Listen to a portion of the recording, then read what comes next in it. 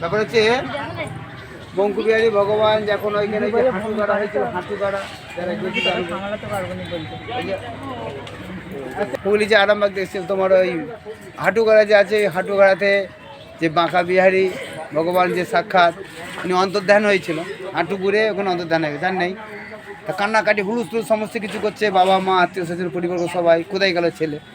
তখন সেখানে আকাশবাণী হলো যে আমি এই যে এটা কাছে যমুনা, এটা যমুনা, এই যমুনায় আমি ভেসে উঠবো, আমি কদম বৃক্ষ হয়ে আসবো, আমাকে ওইখান থেকে তুলবে। সেই কদম বৃক্ষ ভেসে উঠেছিল এই ঘাটে, এখান থেকে তুলে নিয়ে এসে এখানে সেই খোদাই করেছিল, খোদাই করে বিগ্রহ সৃষ্টি করবো, আমি বিগ্রহ রূপে থাকবো বলে এখানে সেই বিগ্রহ সৃষ্টি হয়েছিল। সেই বিগ্রহ যে এখানে বাঁকা বিহারীকে প্রতিষ্ঠা করা হয়েছে, সেই জন্য বিগ্রহ থেকে তিনি বাঁকা বিহারীর অভিন্ন সাক্ষাৎ তিনি, ঠিক আছে। এখানে বাঁকা বিহারীর যে প্রথম ছবি আছে সর্বপুজো দিয়েছে, সেই জন্য আমরা বাঁকা বিহারী দর্শন এখানে থেকে কিন্তু এই কদমখণ্ডী তলায় এসেছিল, ঠিক আছে, ঠিক আছে। এই হচ্ছে কদমখণ্ডী তলা। এবারে পিছনে গেছে যমুনা, ওই যমুনা ভেসেছিল। এবার যাবো আমরা যে ওইখানে তো বাঁকা বিহারী দর্শন করবো, যে কদমখণ্ডী এখানে ভাস্কর তৈরি করেছিল, বড় লীলা আচার, ঠিক আছে। তাই এখানেতে ওই বিগ্রহ সৃষ্টি করেছিল ভাস্কর, এসে হাজি ঠাকুর তৈরি করে বলে চোখে দেখতে পারে, সে নিজে হাতে বিশ্ব করতে করে এখান থেকে সেই বিগ্রহ প্রতিষ্ঠিত করার জন্য ওখানে মন্দিরের যে প্রতিষ্ঠা, তাও প্রথম প্রতিষ্ঠা হওয়ার পর মন্দির ভেঙে গেছিলো, বহুবার প্রতিষ্ঠা করেছিল, আবার পুনরায় তাও সংস্কার এখন আস্তে আস্তে হচ্ছে, এখন খুব সুন্দর আরও ভালো হয়ে গেছে, ঠিক আছে। চলো দিকে যাবো।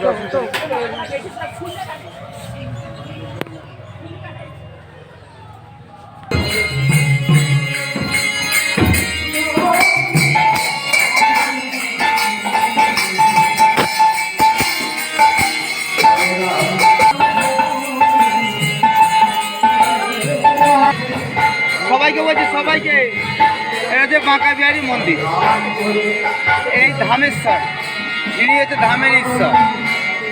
এই বাঁকা বিহারীকে কেন্দ্র করি এখানে মন্দিরের প্রতিষ্ঠা সব কিছু। বাঁকা বিহারী হচ্ছে ধাম দেবতা, ঠিক আছে।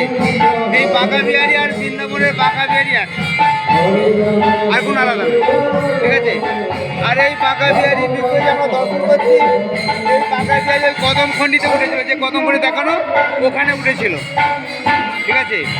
আর এই বাঁকা বিহারী হচ্ছে জল খাবার দিতে গেছিল, জল খাবার দিয়ে গেলো মাঠে, সমস্ত চাষিদিকে জল খাবার দিয়ে আর হাঁটু গেড়ে অন্তর্ধান হলো। বাড়ির সবাই দুঃখ কান্নাকাটি করছে, কোথায় গেল কোথায় গেল। তখন আকাশবাণী হচ্ছে যে ভয় নাই, আমার লীলা শেষ, আমি হাঁটু গেড়ে এখানে আছি। এইটা একটা বড় সরোবর হবে, সারা পৃথিবীর মানুষ স্নান করবে এবং সাক্ষাৎ অনন্ত কোটি ব্রহ্মাণ্ড বিরাজ করবে। আমি কাষ্ঠরূপে ভেসে যাব, আমি ওখানে যমুনায় উঠবো, আমাকে নিয়ে বিগ্রহ সৃষ্টি করে পূজা করবে। তোর ওখানে ভেসে হলো, সেইখান থেকে বিগ্রহ পূজা করে এখানে বাঁকা বিহারী প্রতিষ্ঠা হলো। এই বাঁকা বিহারীর সাক্ষাৎ, এবং এই বাঁকা বিহারীকে নিত্যানন্দর যে বাড়ির বংশধর তারা সেবা করে এখনো, ঠিক আছে। সেই বাঁকা বিহারীকে এখনো নিত্যানন্দর ফ্যামিলি সেবা করে সঙ্গ দেয়। এই জন্য বাঁকা বিহারী দামের মধ্যে সেই সত্য বিখ্যাত ব্যাপার। আর এই যমুনা আর বাঁকা বিহারী বৃন্দাবনে বাঁকা বিহারী যে আমরা দর্শন করতে যাই, এই বাঁকা বিহারীকে দর্শন করে সেখানে এক দর্শন, আলাদা কিছু নাই। সেখানে ঝলক দর্শন, এখানের মধ্যে অনন্ত দর্শন, সবসময় দর্শন করতে হয়।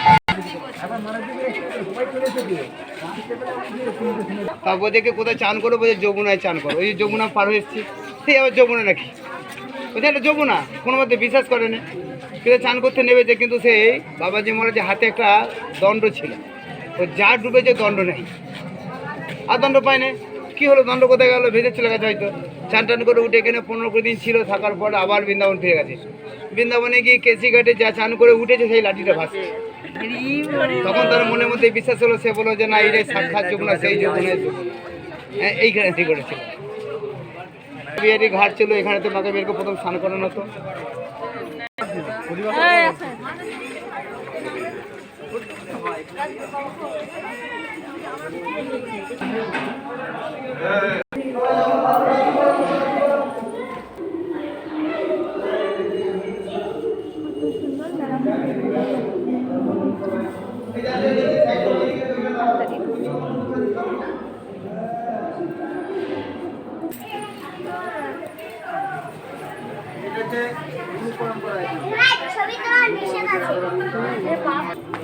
জগন্নাথ বলদেব সুভদ্রা মন্দির।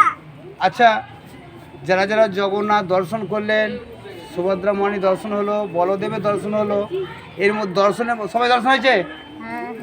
আমার মাঝে কারোই দর্শন হয়নি। করেছেন আপনি? খুব ভালো। সবাই দর্শন হয়েছে? কোশ্চেনটা কি হবে বুঝতেছি না। আমার তো মনে হচ্ছে কেউ দর্শন করেনি।